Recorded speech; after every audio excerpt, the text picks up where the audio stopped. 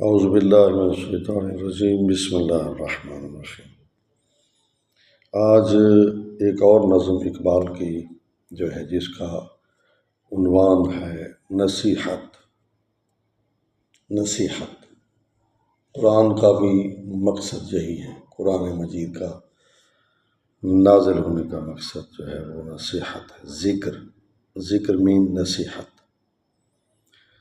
تو آئیے، اقبال اس نظم میں جو ہے بڑے لوگوں پر تنقید کر رہے ہیں ایک دوست کے ذریعے جو حافظ شیرازی ہے۔ تو اس نے اقبال کو نصیحت کی ہے۔ دراصل اقبال جو ہے وہ بڑے لوگوں کو نصیحت کرنا چاہتا ہے کہ تمہارا جو ہے قبلہ درست نہیں ہے، یعنی تم میں ریاکاری ہے، دکھاوا ہے، کہتے کچھ ہو کرتے کچھ ہو۔ ٹھیک ہے، جو دعویٰ تو یہ کرتے ہیں کہ ہم لوگوں کی خدمت کرنا چاہتے ہیں، راہبری کرنا چاہتے ہیں، ان کی ہمدردی کرنا چاہتے ہیں، ان کے کام آنا چاہتے ہیں، لیکن وہ سیاسی طور پر جو ہے وہ ان کے مقاصد کچھ اور ہوتے ہیں۔ یہ بہت بڑی عجیب بات ہوتی ہے۔ تو ان لوگوں کے حوالے سے یہ نصیحت ہے۔ آئیے چلتے ہیں، 8-10 شعر ہیں، اس کو پوری نظم جو ہے جلدی جلدی پڑھ لیتے ہیں۔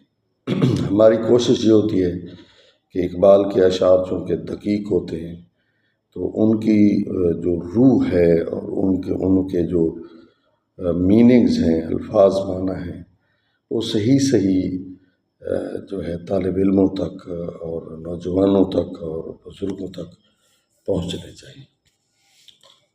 بسم اللہ الرحمن الرحیم۔ میں نے اقبال سے از راہ نصیحت یہ کہا، عامل روزہ ہے تو اور نا پابند نماز۔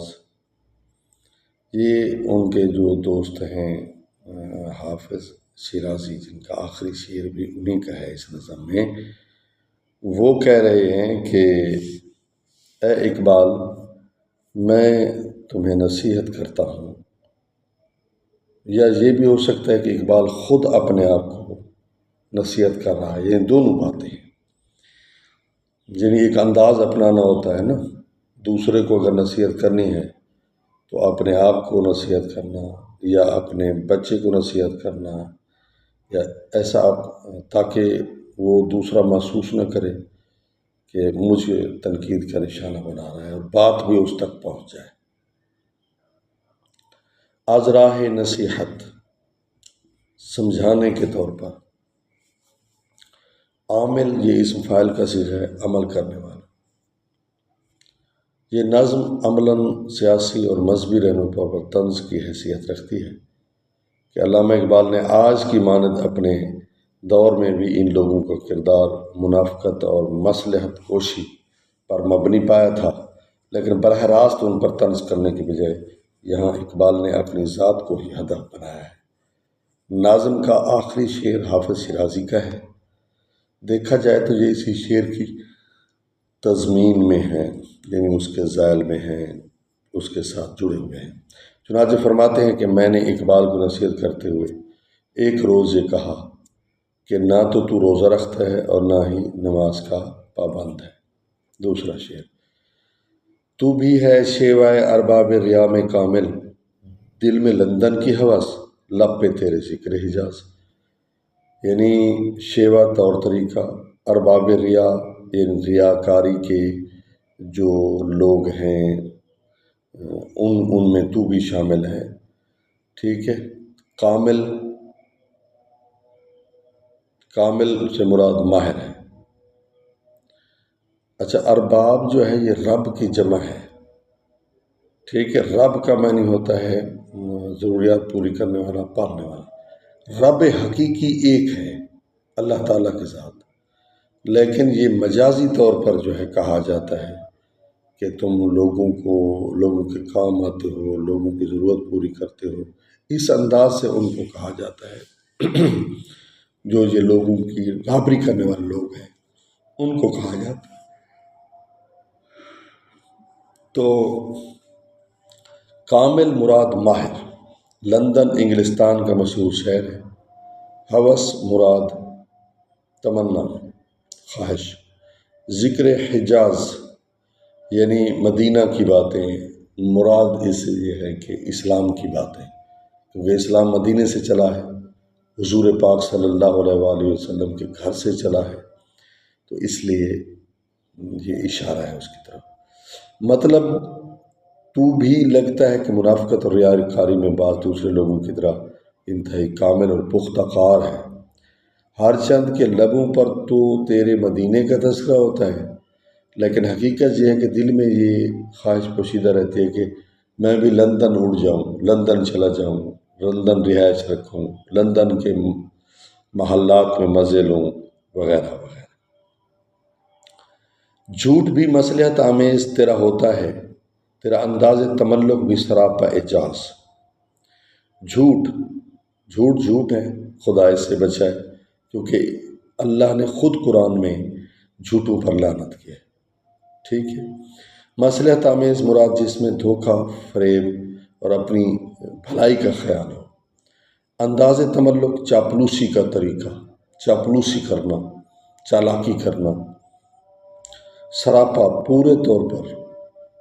اعجاز غیر معمولی کارنامہ، اعجاز کا معنی غیر معمولی کارنامہ، اور اعجاز کہتے ہیں معجزے سے نکلا ہے اعجاز کا لفظ، یعنی ایسا خارق العادہ فعل جس کے کرنے کے لیے دوسرے لوگ عاجز ہوں۔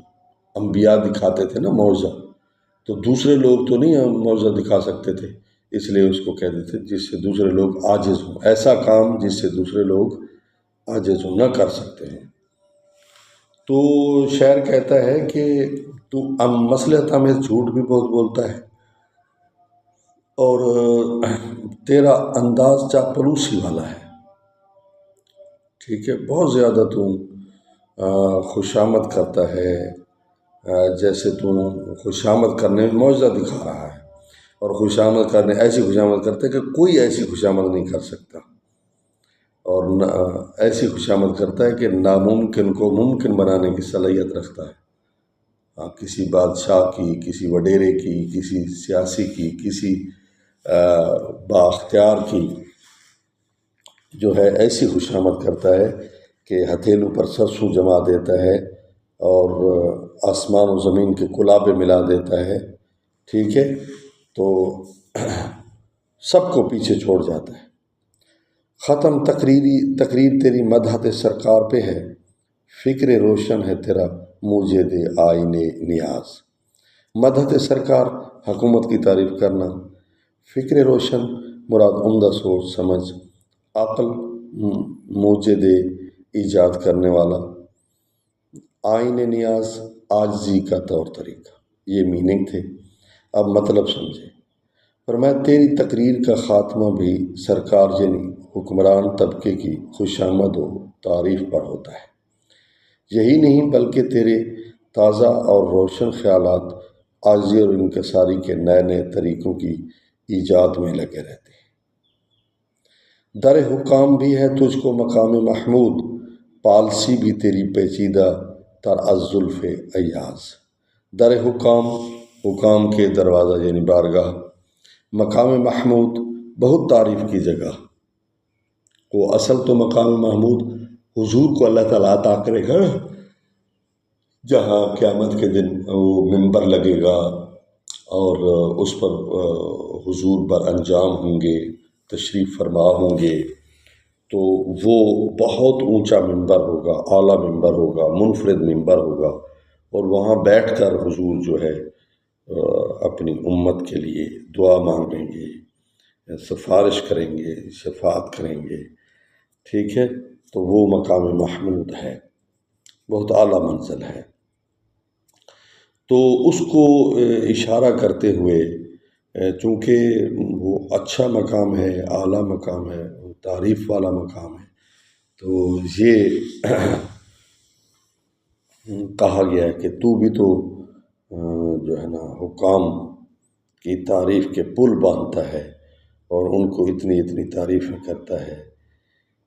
پالیسی حکمت عملی، پیچیدہ تر زیادہ الجھی ہوئی، زلف ایاز، ایاز کی زلف۔ اب مطلب کیا ہے؟ حکام کا دروازہ اے اقبال تیرے لیے گویا مقام محمود ہے، اور تیرے سیاسی داؤ پیچ ایاز کی زلف کے مانند ہی ہوتے ہیں، اور لوگوں کی طرح تو بھی چھپا سکتا ہے پردہ خدمت دی میں ہوس جاہ کا راز۔ اللہ اکبر، اللہ اکبر۔ شاعر کہتا ہے کہ جس طرح لوگ جو ہے بظاہر دین کی خدمت کرتے ہیں، لیکن اصل ان کا مقصد اپنی دنیا سنوارنا ہوتا ہے، اپنی خواہش، ہوا سے چاہ، یعنی دنیا حاصل کرنے کی خواہش، تمنا، ٹھیک ہے، کوئی بڑا مرتبہ، کوئی بڑا مقام، کوئی پیسہ، کوئی گاڑی، کوئی لوگوں میں واہ واہ، شہرت، اور اس قسم کی چیزیں پیدا کرنے کے لیے لوگ بظاہر تو دین کی خدمت کرتے ہیں، لچھے دار تقریریں کرتے ہیں، اور بڑے پاکیزہ اور پارسا اور متقی نظر آتے ہیں کہ ہم دین کی خدمت کر رہے ہیں، خدمت خلق کر رہے ہیں، نماز میں، جماعت میں، اور لوگوں کو سکھ دینے میں، اور ایسے نعرے لگانا، ٹھیک ہے، محافل میں، مجالس میں آگے آگے ہونا، علماء کے ساتھ بیٹھنا اٹھنا، اور اپنے آپ کو متقی ثابت کرنا، لیکن اصل میں جو ہوتا ہے وہ اس کے دل میں ہوتا ہے کہ اس دین کی آڑ میں اپنی دنیا کے فوائد حاصل کروں۔ تو شاعر کہتا ہے یہ لالچ بھی تیرے دل میں موجود ہے، اور یہ بہت غلط عادت ہے میرے دوستو، اس سے بچنا چاہیے کہ انسان دین کو آڑ بنا کر، ڈھال بنا کر جو ہے وہ اپنی دنیا نہ سنوارے، یہ بہت برا کام ہے۔ مخلص ہونا چاہیے دین کے لیے، خالص ہونا چاہیے تاکہ آخرت انسان کی بن جائے۔ یہ تو چند دن کی زندگی ہے۔ نظر آ جاتا ہے مسجد میں بھی تو عید کے دن، عصر واز سے ہوتی ہے طبیعت بھی گداز۔ گداز مین بے حد متاثر ہونا، یعنی تو مسجد میں کبھی کبھی عید کے دن آ جاتا ہے، یہ طنز ہے، باقی نہیں، عید کے دن سال میں 2 عیدیں ہوتی ہیں تو اس میں آ جاتا ہے، اور اس کی جو تقریر ہوتی ہے واعظ کی، مولانا کی، ٹھیک ہے، تو اس سے بھی تو بہت متاثر بیٹھا ہوا نظر آتا ہے کہ لوگ سمجھیں کہ یہ بہت متقی، پارسا اور مخلص انسان ہے۔ دست پرورد تیرے ملک کے اخبار بھی ہیں، چھیڑنا فرض ہے جن پر تیری تشہیر کا ساز۔ دست پرورد ہاتھ کا پالا ہوا جسے مال وغیرہ دیا گیا، فرض ہے، لازم ہے۔ تشہیر کا ساز چھیڑنا مراد شہرت کا سامان کرنا، پبلسٹی جس کو کہتے ہیں۔ اور تو یہ جو ملک کے اخبارات ہیں، معلوم ہوتا ہے کہ وہ بھی تیرے بے حد ممنون و احسان ہے کہ جن پر تیری تشہیر فرض ہے، بلکہ یہ اخبار تو جائز و ناجائز طور پر تیری قصیدہ گوئی میں ہر لمحے مصروف رہتے ہیں، کیونکہ تو ان کو نوازتا ہے، تو ان کو پیسے وغیرہ دیتا ہے، ان کی خوشامد کرتا ہے، ان کو جو پروٹوکول دیتا ہے، لوگوں میں ان کی تشہیر کرتا ہے، ٹھیک ہے، اس لیے وہ بھی ہر وقت تیری مدح سرائی میں، تیری قصیدہ گوئی میں، تیری تعریف میں، تیری تعریف کے پل باندھتے ہیں، لوگوں میں جو ہے ایسے ایسے قصیدے لکھتے ہیں، نظمیں لکھتے ہیں، ایسی ایسی نثر لکھتے ہیں، تو یہ بھی تجھ میں چیز موجود ہے۔ اس پہ ترا ہے کہ تو شعر بھی کہہ سکتا ہے، تیرے مینہ سخن میں ہے شراب شیراز۔ اس پہ ترا یعنی اس سے بڑھ کر مینہ سخن، شاعری کی شراب کی سراحی، شراب شیراز مراد حافظ شیرازی کی شاعری کا انداز، جہاں یہ ایک استعارہ ہے، شراب شیراز کہا گیا، یعنی شیراز جس طرح شاعری کے جام لوگوں کو پلاتا ہے تو بھی اسی طرح پلاتا ہے، اور اس سے مطلب بیان کر رہے ہیں۔ اور اس سے بڑھ کر یہ کہ تو شاعر بھی ہے اور تخلیق کار بھی ہے، تو اپنی شاعری کے حوالے سے حافظ کی شاعری کے مماثل ہے، یعنی مشابہ ہے، اس جیسی شاعری تو بھی کر لیتا ہے۔ جتنے اوصاف ہیں لیڈر کے وہ ہیں تجھ میں سبھی، تجھ کو لازم ہے وہ اٹھ کے شریک تگ و تاز۔ تگ و تاز کا میں نے سیاسی مقابلے میں دوڑ دھوپ کرنے والا شاعر کہتا ہے کہ تو کیوں بیٹھا ہوا ہے، تجھ میں تو تمام سیاسی لیڈروں کے داؤ پیچ، اوصاف، وصف کی جمع ہے اوصاف، وہ تمام موجود ہیں، تو بھی اٹھ، کوشش کر اور قومی سیاست کے دھارے میں آ جا اور اس میں کوشش کر، محنت کر۔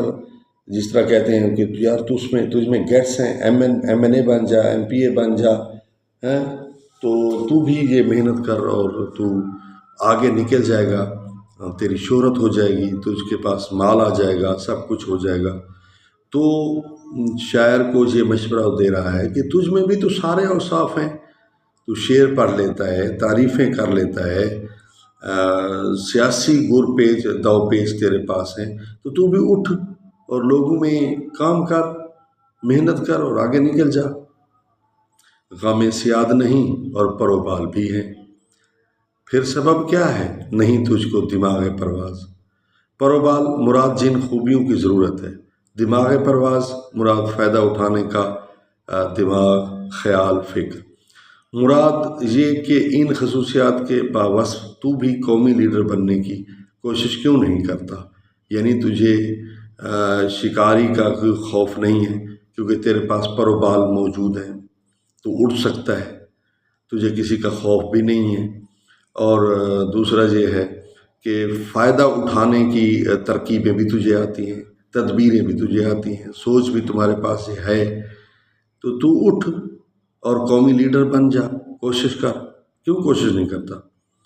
اب یہ جو آخری شعر ہے اس میں پوری نظم کا نچوڑ ہے، ٹھیک ہے نا، یہ اصل شعر ہے جس کے لیے یہ نظم کہی گئی ہے۔ فرماتے ہیں عاقبت منزل ما وادی خاموش است، یہ فارسی کا لفظ ہے، حالیہ غلغلہ در گنبد افلاک انداز۔ اچھا، شاعر کہتا ہے کہ ہماری منزل تو آخر قبرستان ہے، وادی خاموشہ یعنی ایسی وادی جہاں خاموشی ہی خاموشی ہے، ہاں وہاں خاموشی ہے، لوگ سوئے پڑے ہیں، ٹھیک ہے، اور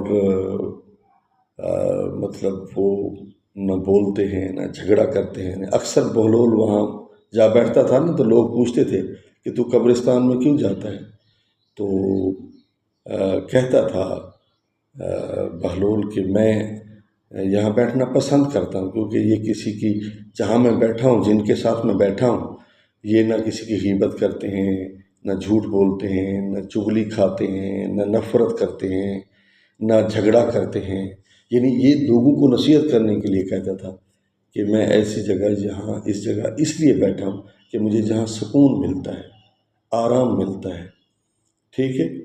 تو ایک شاعر نے بھی بہت خوبصورت ایک قطعہ کہا تھا کہ وہ ہے سریکی کا لیکن بہت خوبصورت ہے کہ چند روزہ نظر بہار ہی بھی این دنیا دے گلشن دی، دس خواب تو ودوی یاد ہی بھی کوئی گال اپنے بچپن دی، متا این شباب آونی این چمن تے رت اجڑن دی، لوگ گھل پئی بد عملی دی کر کوئی تجویز بچا دی۔ تو شاعر کہتا ہے کہ تیری منزل تو موت ہے، تیری منزل تو قبرستان ہے، ٹھیک ہے، تو تجھے چاہیے کہ آسمان کے گنبد میں ہنگامہ برپا کر دے، یعنی تیرے نعروں سے کائنات گونج اٹھے، تو نعرے لگا، کائنات کو بیدار کر، تو نے آخر وہاں جانا ہے، آخرت کے نعرے لگا، قبر کی بات کر، قیامت کی بات کر، اللہ کی پیشی کی بات کر، لوگوں کو بیدار کر، لوگوں کو جگا، یہ تیرا مقصد ہے۔ یہ نہیں ہے کہ تو چاپلوسیاں کر، تو دنیا کمانے کے لیے دین کو استعمال کر، ٹھیک ہے، چرچے اور شہرت اپنی بنا، نہیں، تیری منزل یہ ہے اور تو یہ مولا علی فرماتے تھے نا کہ الناس نیام اذا ماتوا فانتبہوا، لوگ سوئے ہوئے ہیں، جب موت آئے گی تو بیدار ہوں گے، خواب غفلت سے بیدار ہوں گے۔ تو شاعر کہتے ہیں کہ تو بھی لوگوں کو خواب غفلت سے اٹھا اور اپنی اصلی منزل دکھا، یہ دنیا کے ان کو چکر میں نہ ڈال۔ تو دعا ہے کہ اللہ تعالی ہم سب کو بھی آخرت کی فکر نصیب فرمائے۔ السلام علیکم ورحمۃ اللہ وبرکاتہ۔